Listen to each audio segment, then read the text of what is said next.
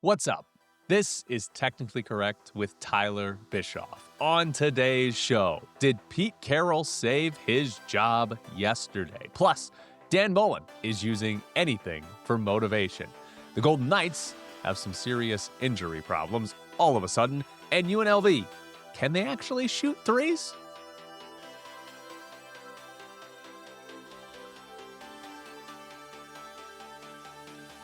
This is week number 4 of Technically Correct with Tyler Bischoff. Thank you to everybody who has tuned in so far. If you want to sponsor the show or if you want to help me out, I am going to ask for your money. Email me at technicallycorrectvegas@gmail.com.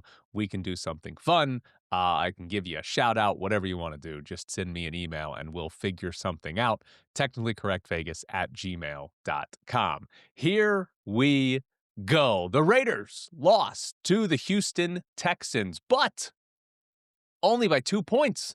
A team that's probably going to be in the playoffs, and the Raiders lost by just 2 points.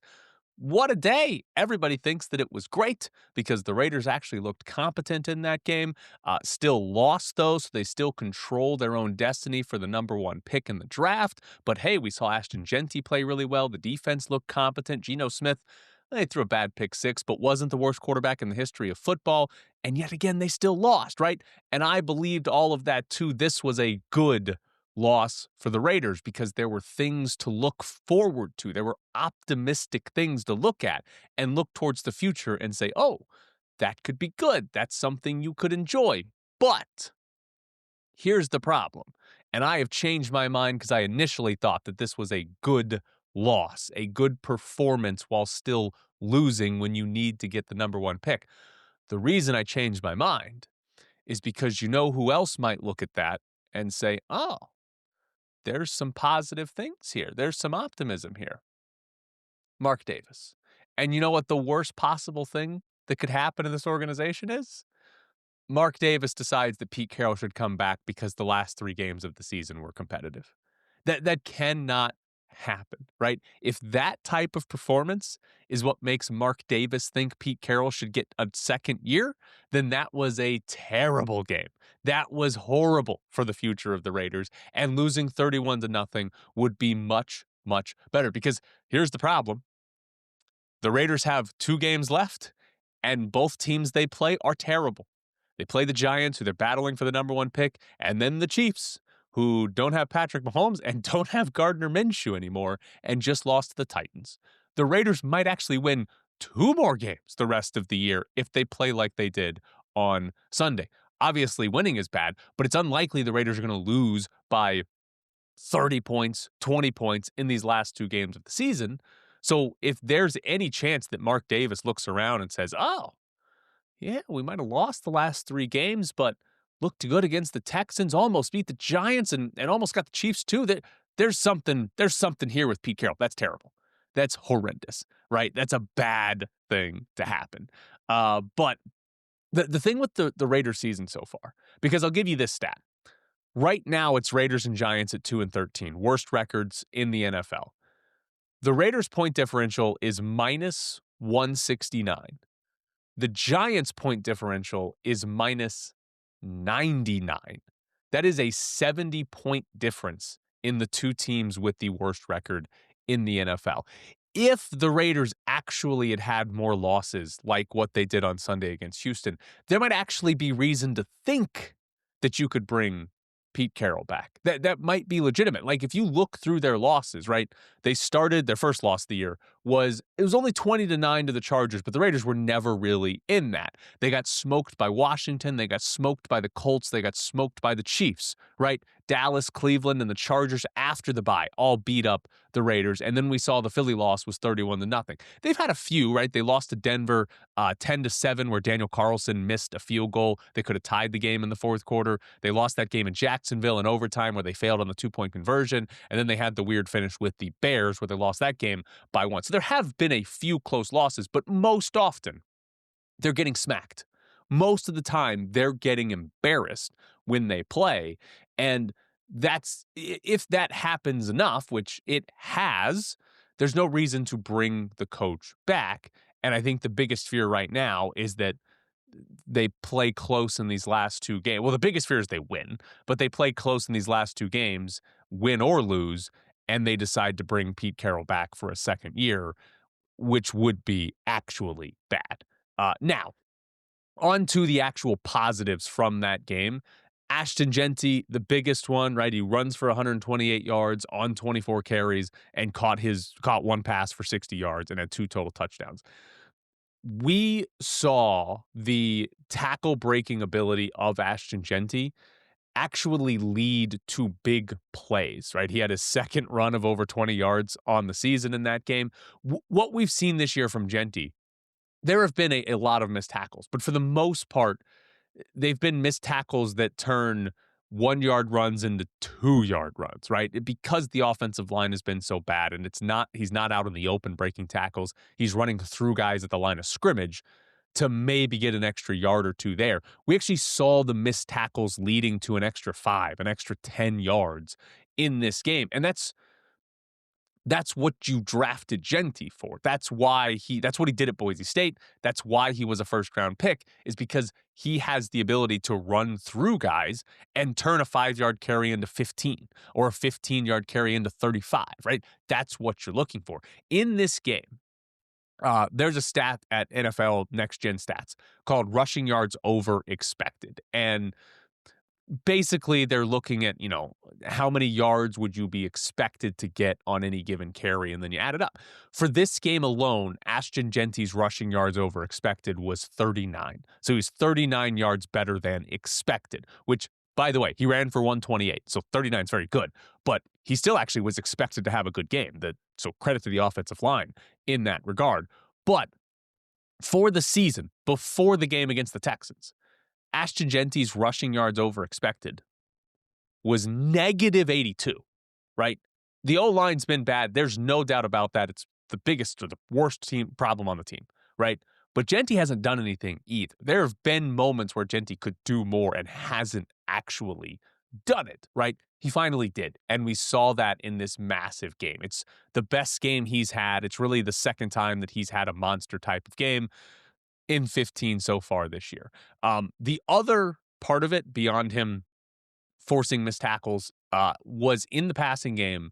Well, he got 2 targets, both turned into touchdowns, one for the Texans. But his touchdown was a wheel route. And they threw it down the field to Ashton Genty. I think it was like 25 yards in the air down the field to Ashton Genty. Genty has not been a part of the passing game. Other than the dump offs and check downs and maybe some routes that are like out in the flats.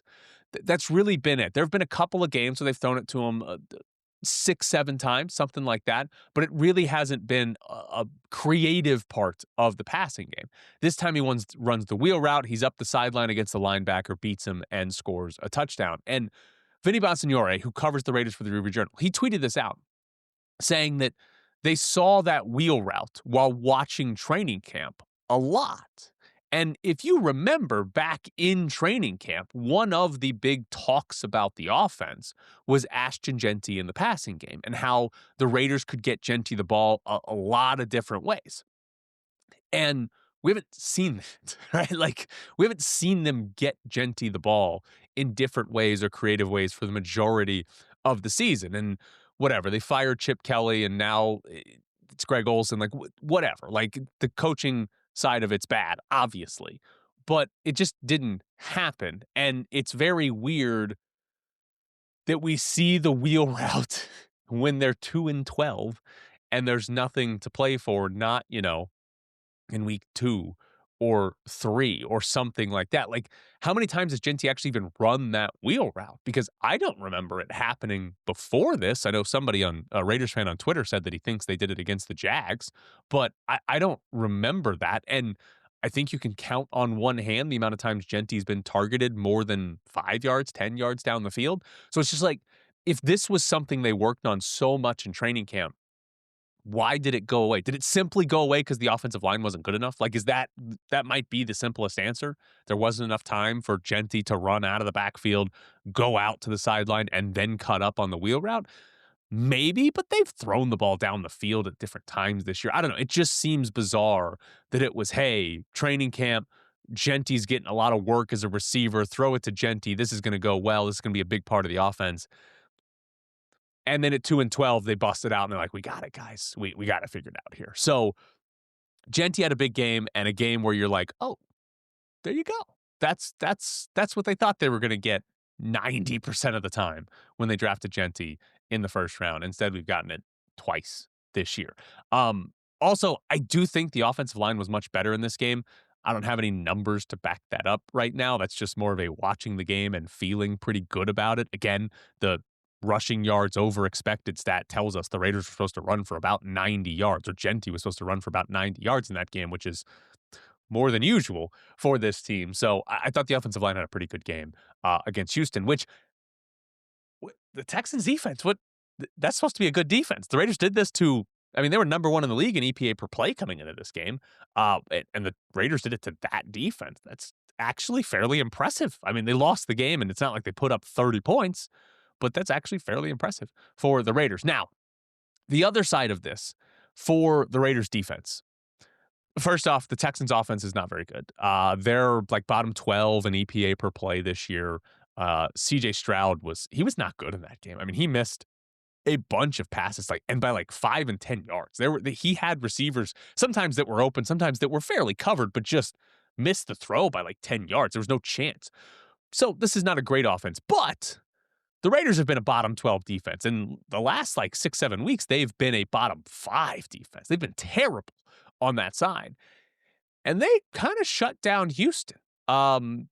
Texans ran for 83 yards, but they had 26 carries. It was not a great rushing day for Houston. Stroud threw it 35 times and only had 187 yards in this game. They didn't get any sacks, but they did have 6 tackles for loss.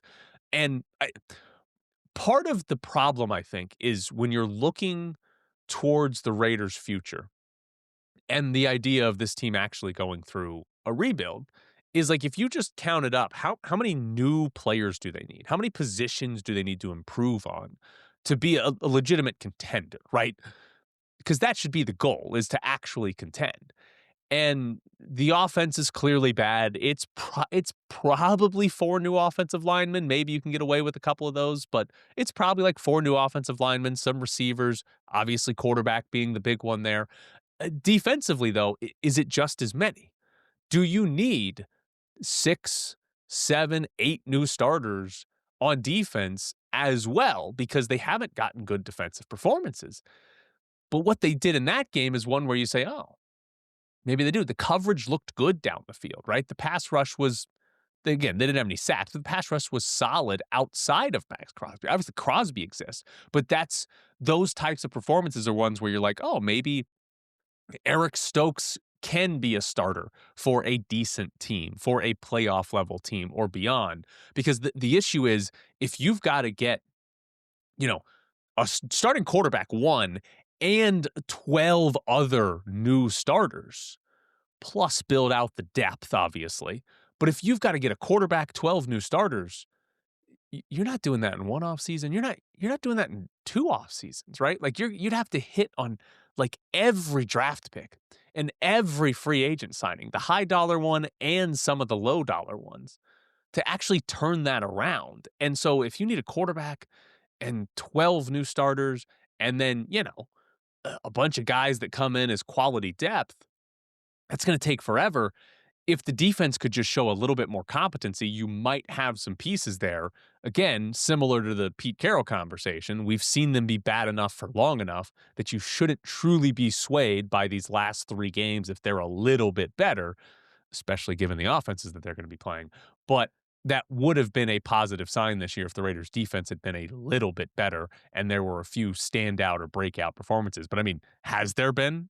I mean, what outside of Crosby, is there any defensive player where you're like, oh, yeah, I feel good about that guy being a starter next year? Because I don't really think that there is. Devin White's got a whole bunch of tackles, but he's not actually been good. One last thing from this game. I do want to talk about the Pete Carroll challenge because it was funny all the way around. So first off, Pete Carroll challenged a spot. The Raiders had a 3rd down play, threw it to Brock Bowers, and it got ruled a yard short. And first off, Pete Carroll challenges the spot, And when he throws the challenge flag, he doesn't actually throw it on the field. Somehow he threw it like a little bit backwards, and it ends up on the sideline. And he's got to point to the ref. Wait, I just threw the challenge flag. I know I didn't get it on the field where I'm supposed to, but I threw the challenge flag. So he throws the challenge flag, not on the field. But then the challenge itself is for this half a yard, trying to get this first down. And he loses the challenge. But then he punted. It's 4th and 1 at his own 34 in the first quarter, down 7-0. So early in the game, being more conservative. And after the game, when Pete Carroll got asked about the challenge, he kind of mentioned the idea of trusting his defense and knowing the Texans have a good defense and that he wants to, show the identity of the team being good defensively by punting and getting the ball back in that scenario. Whatever. It's weird reasoning there. But the Raiders have been one of the best teams on 4th downs this year when it comes to decision-making and win probability. Ben Baldwin has, a formula, an algorithm for 4th downs that goes through down, distance, time, score, all of that to say, hey, your win probability goes up or down if you go for it. Not if you convert it, just the idea of going for it or punting or kicking a field goal. And this year, the Raiders have been the best at positive win probability on 4th down, which is surprising because Pete Carroll's their head coach and he has not been that in his career. But my theory has been the Raiders go for it on 4th downs, or most of their 4th down decisions have been in the second half of games when they're losing by 10 or more points, right? It's second half of blowouts where it's obvious you should be going for it, right? There's 7 minutes left and you're down by 17 points and it's 4th and 1. Obviously, you should be going for it. That's been my theory, is that most of their tough decisions have been when they're losing by a lot in the second half. And now we get a 4th and 1 in the first quarter of a 7-point game, and Pete Carroll goes super conservative. I don't know that Pete Carroll is actually more aggressive on 4th downs. I think the scenarios have just made them easy choices, easy decisions for Pete Carroll. If they were in close games in the fourth quarter, right? If they were leading by 3 when they had some of these 4th and shorts in the fourth, rather than losing by 17, is he still going for it? I don't think we've seen that scenario enough to make any real judgment. Last thing on this, Texans are not really contenders, right? That offense was pathetic. Okay, they've been most of the season, but they're not good enough to score points against Denver, Seattle, why am I going the other side? But Denver and the Chargers, like, they're not good enough to score on some of these AFC defenses. Are they putting up points even on the Patriots defense? Like, the Patriots aren't walking in here with this elite defense, but is Houston scoring enough to beat the Patriots? Like, I just don't think that's happening on the AFC side. And yeah, if they got a Super Bowl, I don't think it's happening against the Rams or Seattle either. But I just don't know that offense is good enough to do anything. I guess the good news is that the Chargers and Broncos offense, to use those two teams, also not very efficient this year. So maybe they get into some 13-10 game against one of those teams and can win, I guess, back-to-back in theory. But I just do not buy that offense at all. And then defensively, I mean, Raiders kind of beat them up. Raiders offense is horrible.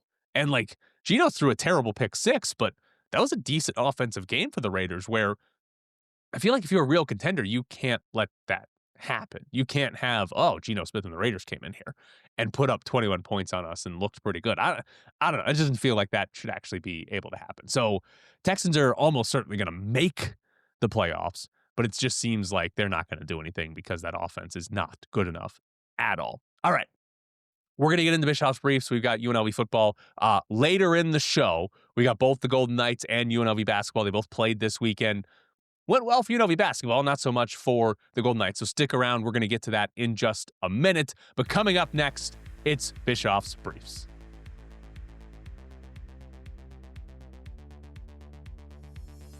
UNLV plays in the Frisco Bowl on Tuesday of this week. And I probably should have known this. This is probably a failure on my part. But the Frisco Bowl is being played in the Dallas Cowboys practice facility. It seats 12,000 people. It is Kibbe Dome style in that there are no seats behind the end zone. It's just a wall. Honestly, it is probably the right size stadium for UNLV in Ohio playing a football game in Texas right before Christmas, right? That obviously that matchup is not going to draw 40,000 fans. But it does feel kind of crappy, right? Like you're UNLV, you won 10 games, you had this great season, and you get rewarded by playing in a practice facility. I don't know. It just seems like that's not what you're supposed to get out of the bowl games, right? And by the way, that's not even the only bowl game played there. The Xbox Bowl, which replaced the Bahamas Bowl, was played there last week. Missouri State and Arkansas State played. Their attendance was just over 7,000. But there's 2 bowl games in the Cowboys practice facility. Like what's that? That feels like a bigger indication that bowl games are dying than anything else. We can't even send them to stadiums, and there's 2 played at the same location. Again, we're not going to watch this and think, oh my God, they don't have enough seats. That's not the point here. It just feels like a bowl game's supposed to be at a stadium in a bowl, right? Like, that would be helpful there. By the way, where'd the name bowl game come from? Why do we call everything a bowl? You play it in a bowl? Is that the idea there? Because this is not in a bowl. Why is it bowl games? I don't know. I didn't look that up before the show. Somebody tell me the answer to that. Now, Dan Mullen talked to the media over the weekend, and Paloma Villicana of Fox 5 is out in Texas for this one. And I'm going to play this from Dan Mullen here, and I want to see if you guys can spot the key phrase, the key thing that Dan Mullen is using as motivation here that's surprising to use as motivation if you're the head coach at UNLV. You look at, they have an awful lot to play for, right? They have a long bowl winning streak on the line. They have a chance to, I think, be the winningest senior class in school history.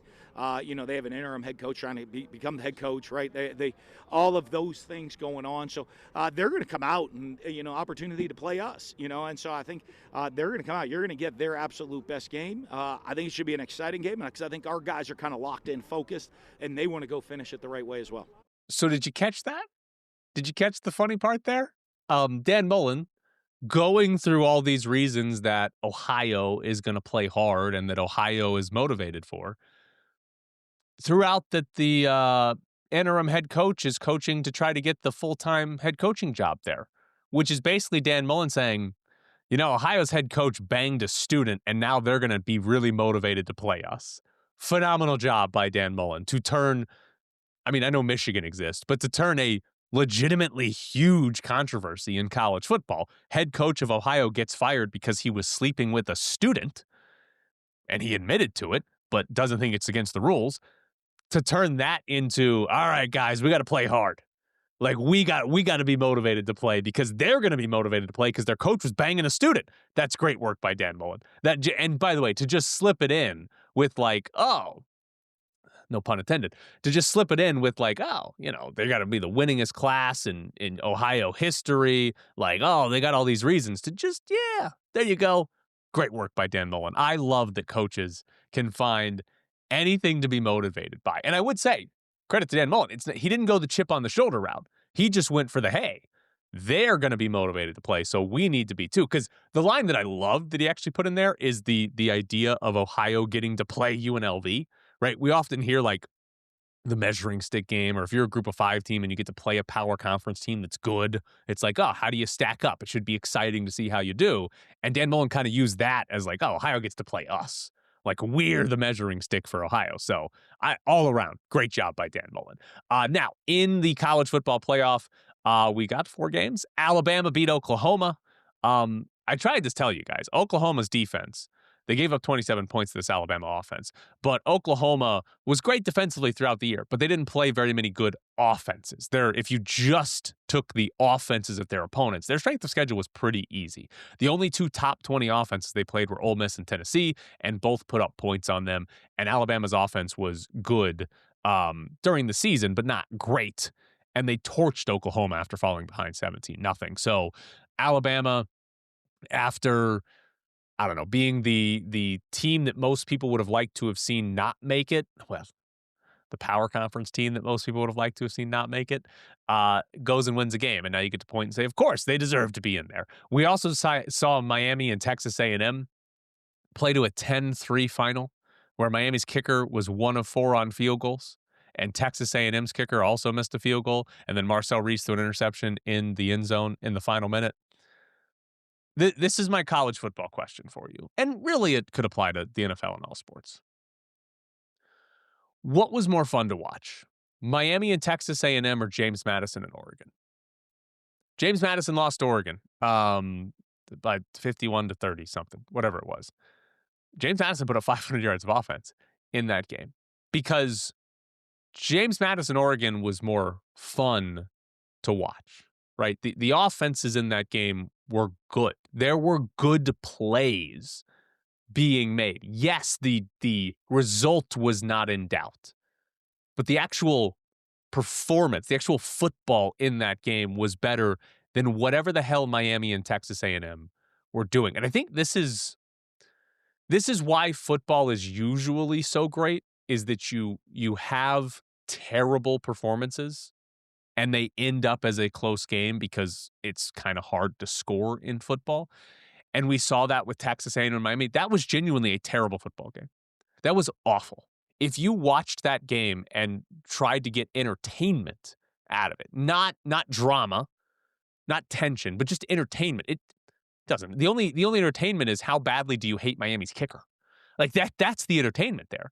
And so this is where I think sports fans, and we saw a lot of it with sports media too, but this is where we kind of tune things out as soon as the outcome is not in question. And it's like one of the worst ways to watch sports is just outcome dependent and not actually enjoying the actual sport. Obviously, best case scenario is you have a well played game that is close to the end, but we didn't get that in either of these cases because neither one wasn't well played and one wasn't close. And if you ask me right now, hey, which one would you rather watch again? It's James Madison and Oregon. It's not whatever the hell Miami and Texas A&M were doing. The other game, Ole Miss beat Tulane 41-10. Obviously, I mean, Ole Miss is going to beat everybody 41-10 in the playoffs. So everybody's saying Tulane shouldn't be in, blah, blah, blah.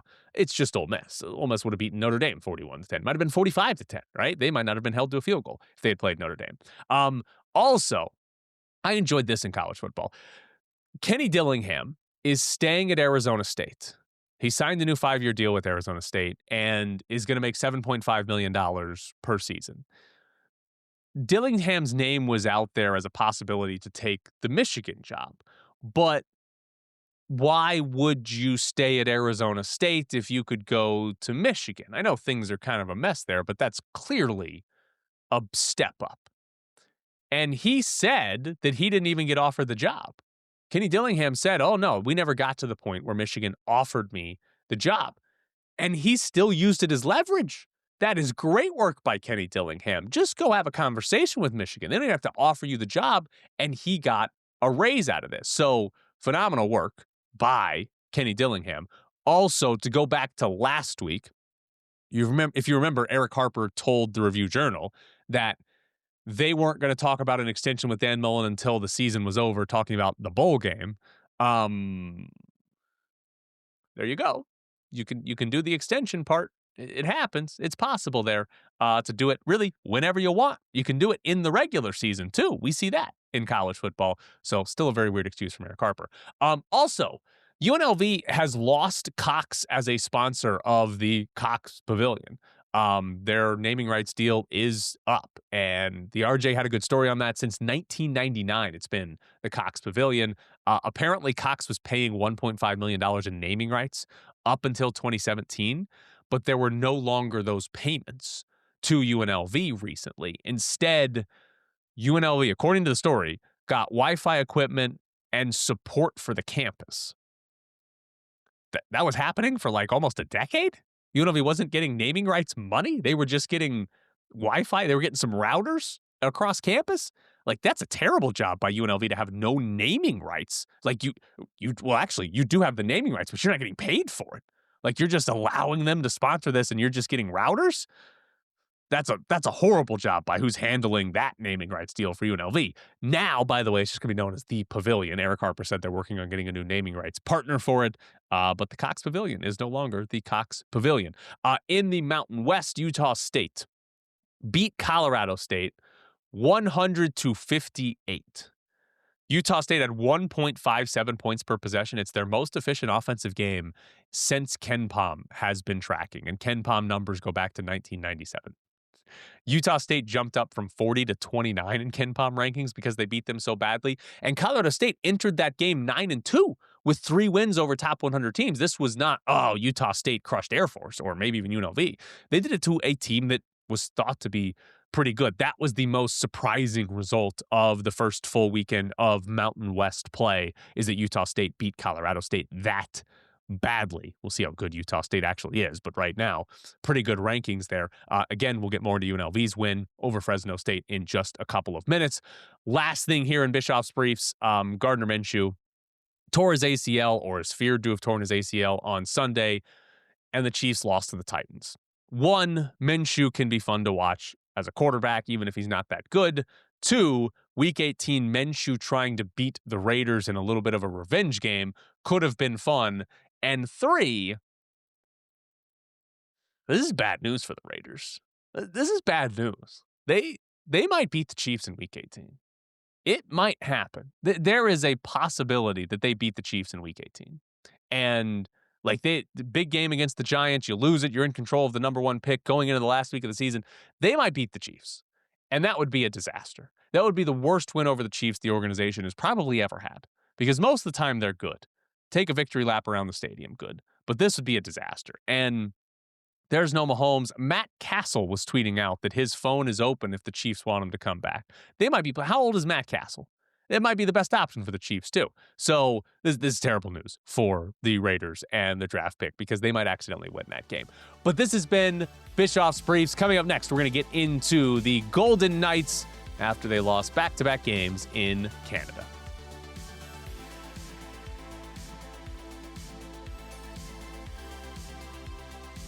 So quick note on the show this week.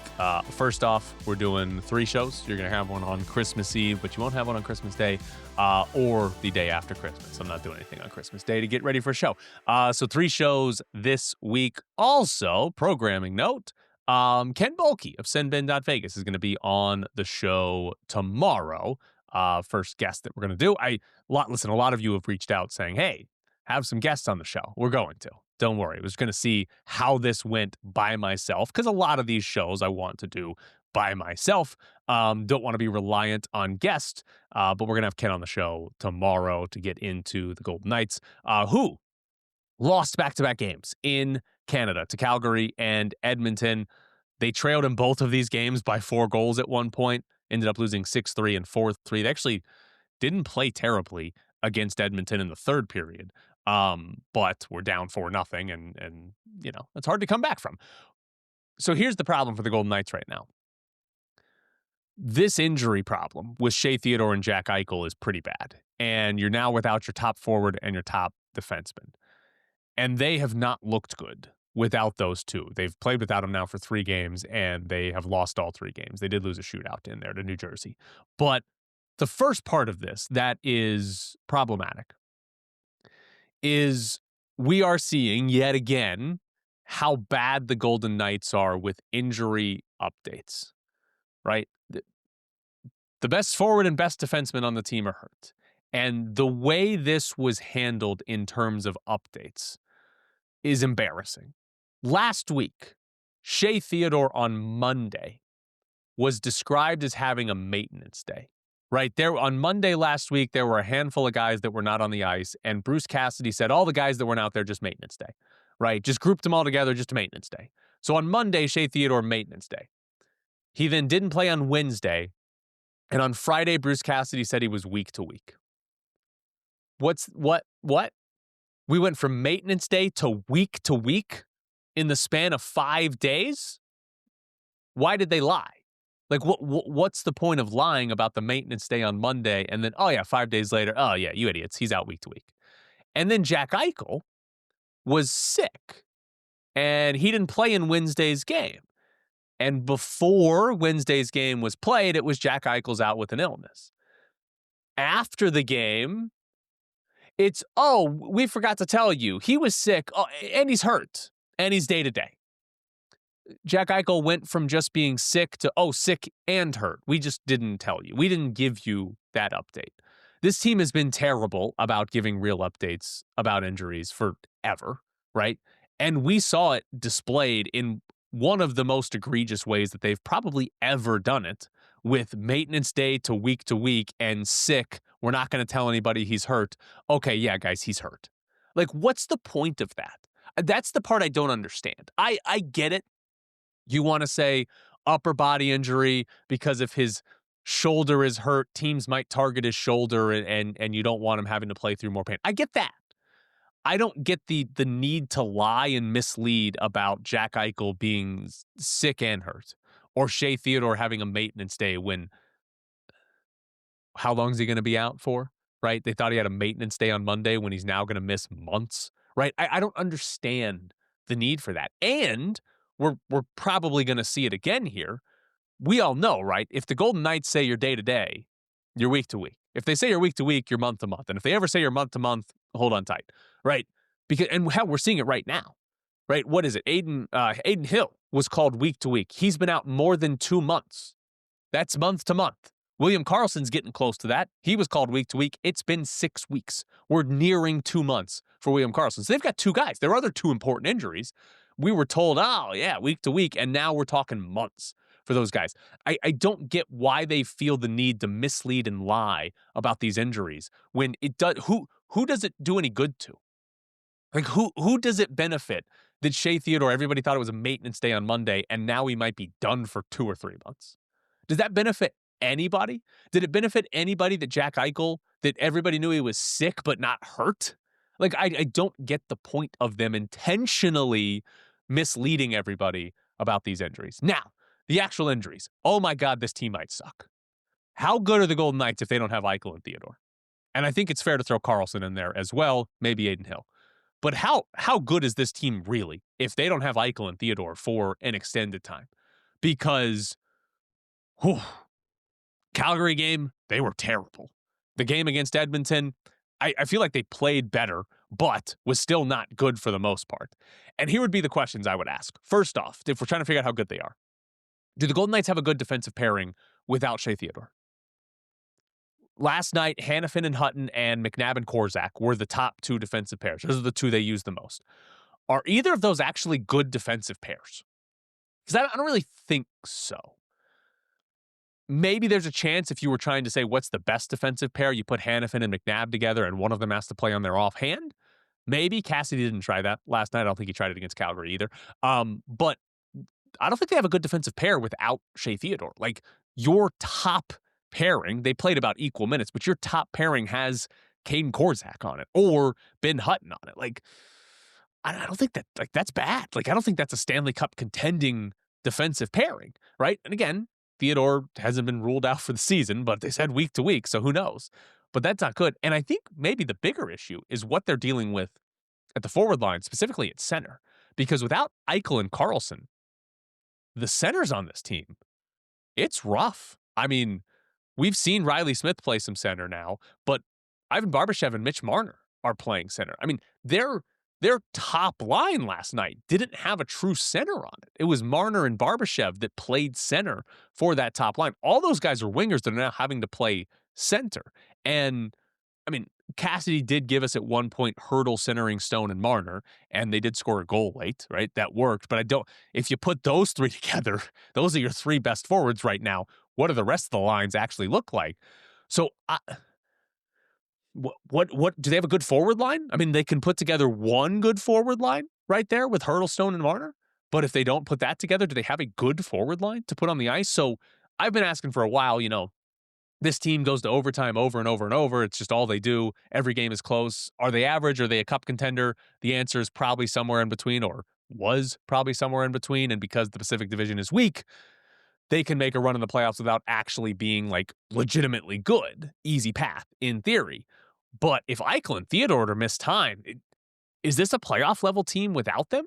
Right now in the Pacific Division, the Golden Knights do have the best points percentage, right? There's some uneven amount of played games so far, so they're second in points, but they have the best points percentage. But if you look at the total points, it's 44 for Anaheim and then 42-42 for Vegas and Edmonton. LA's at 39 and San Jose's at 37. If you took Theodore and Eichel off the team, how much better are the Golden Knights than Anaheim, Edmonton, LA, and San Jose without those 2? Are they better than those teams? Because if they're 4, 5, 6 points worse over the course of 2 months, they're going to fall out of the race for winning the Pacific, and they're going to be in a race with LA and San Jose and whoever, I think it's Utah right now, whoever the other wild card teams are from the central side. Like, they have not looked good. And maybe they can figure it out. Maybe they can find a way to make Barbashev work as a center or Smith work as a center, or they bring somebody up that's competent. I don't know. Maybe they find something. But the way they've looked so far, I am not optimistic about the way this team is going to play if they're missing Eichel and Theodore for extended periods. If Eichel is actually day-to-day and he's back after the Christmas break and before New Year's, great. That's fine. That'll solve a lot of problems. The defensive group probably won't be as great, but Eichel coming back solves a lot. He's the best player on the team. But if Eichel's actually going to be week to week, if we're talking about, day-to-day turning into 5, 6, 7, 8 weeks, and if Theodore's actually going to be month to month, right? They say week to week, but if that turns into an Aiden Hill and William Karlsson situation where he's out 2 months or longer, there's some issues here because all of a sudden the talent is just lopped off the top of the roster, and I don't know how good this team actually is. Now, I want to give you some UNLV basketball. A team actually won in Las Vegas over the weekend, and it was the Runnin' Rebels. They beat Fresno State by 12. And the first thing we got to talk about is three-point shooting, because this was a wild game for three-point shooting. Both UNLV and Fresno State came into that game as a bottom 150 team in three-point shooting. Neither one was in the top 200. That's a better way to phrase that. Fresno State made 36% of their threes. UNLV made 39%. Those are not crazy percentages, but they are both significantly better than what those teams have been shooting this year, specifically UNLV, who was shooting under 30% for the game. And the fascinating part to me on UNLV's side is their starting lineup for this game was Dre Gibbs-Lawhorn, Howie Fleming, Kamani Hamilton, Tyron Jones, and Jacob Benarbi. None of those guys are shooting over 30% from three this year. Howie Fleming actually has been a good shooter in his career, 36%, but has not been shooting well this season. So I think it's fair to say one shooter in their starting lineup. Tyron Jones and Jacob Benarbi have never made a three. Tyron Jones has never shot one. Benarbi has shot two in his now 2.5-year career. That is objectively a bad starting lineup in the current state of basketball where three-point shooting is so important. Obviously, UNLV came out and hit a bunch of threes. Their first 4 possessions, they hit 3 threes. That starting lineup, before any substitutions were made, hit 6 of 7 threes. It makes absolutely no sense. I think Josh Pastner tried to put his worst three-point shooting team on the floor. I think that was his goal. That's what it looked like. And that was the best three-point shooting performance UNLV has had the entire year. The most they've made and the highest percentage that they've hit. It's because of Dre Gibbs-Lawhorn. He hit 6 of the threes for UNLV. He was 6 of 10. Problem there is, as good as that game was for Dre Gibbs-Lawhorn, it's hard to get excited about that being a sustainable part of the offense because we've got a big sample size on Dre Gibbs-Lawhorn, right? He is in his 3rd year of college basketball, and he has taken over 200 threes, and he's a career 26% shooter from 3. What we saw against Fresno State was an anomaly. I would say this: if Dre Gibbs-Lawhorn was a good shooter, he'd be an incredible offensive player, right? Because offensively, he's I think fits pretty well what Josh Pastner wants to do offensively. He pushes the pace really, really well. And I've said it before, their best offense is when they're able to get out into transition. And he does that better than anybody else on this roster, gets them up the floor. And even when it's not true transition, true fast break, he gets them into offense pretty quickly. And he's probably, maybe Kamani Hamilton, but he's probably the best on the team at getting to the paint off the dribble, which is a very important skill, if not the most important skill for an offense, right? Is somebody to get into the paint. He brings a lot to UNLV's offense that he should have the ball in his hands a lot. He just doesn't shoot well from 3. If he could, he'd be a great player.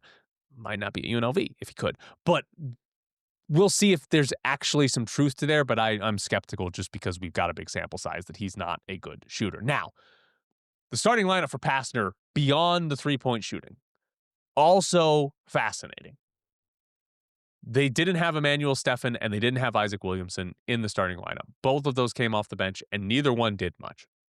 Emmanuel Steffen fouled out in 12 minutes, did not score, did not attempt a shot.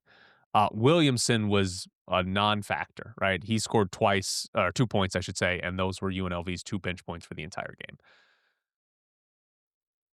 I think before the Fresno State game, definitely, and still probably now, if you were trying to say who are going to be in the starting lineup or just who are the 5 most important players for UNLV, Dre Gibbs Lawhorn and Kamani Hamilton are the 2 guys you start with, and I think a lot of people would say Emmanuel Steffen and Isaac Williamson are third and fourth and fifth, something like that.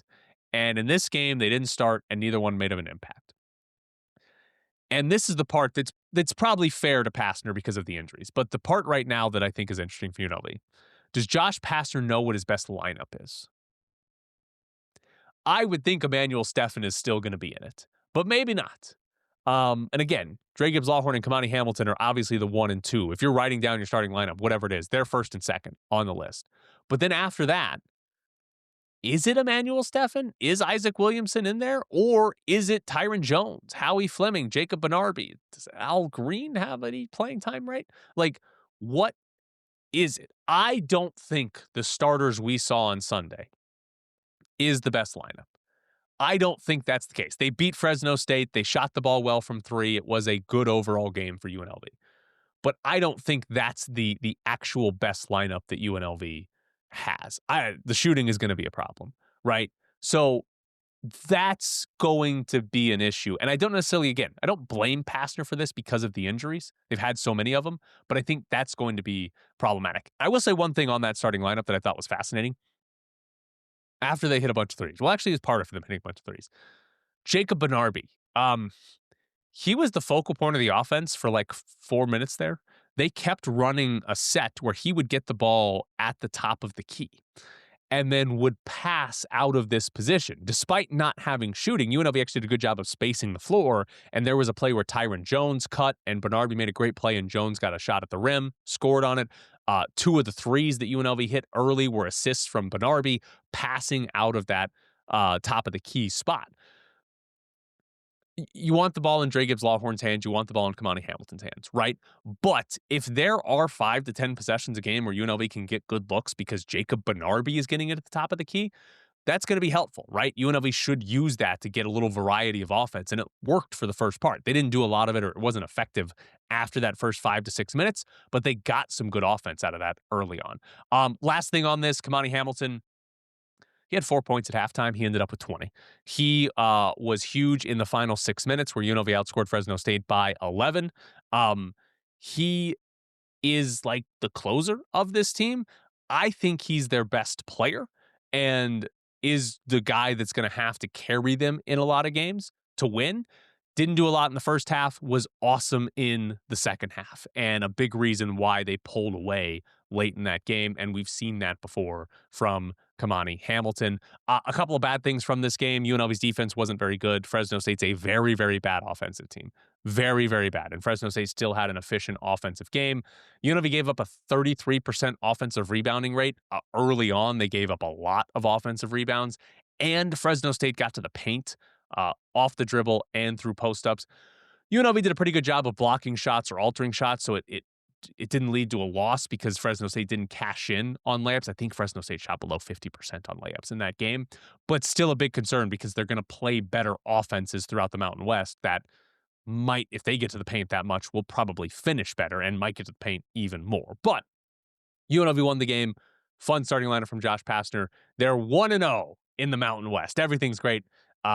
Because they got to play Fresno State, who's not any good. Their next 2 games, they play some non-Division I team who sounds like Nazareth, Jesus of Nazareth or something like that. That's who they're playing. And then they play Air Force, who's terrible. So they actually should win their next 2 games before getting into the meat of Mountain West play, where things will get a lot more difficult. But this has been Technically Correct with Tyler Bischoff. Thank you all for tuning in. We'll be back tomorrow. Ken Bolke from Vegas will be on the show. We're going to get into UNLV's bowl game against Ohio, and not just about their coach banging a student, and the biggest game of the season for the Raiders. They take on the Giants for the #1 pick. Can't wait for that. Thank you for tuning in.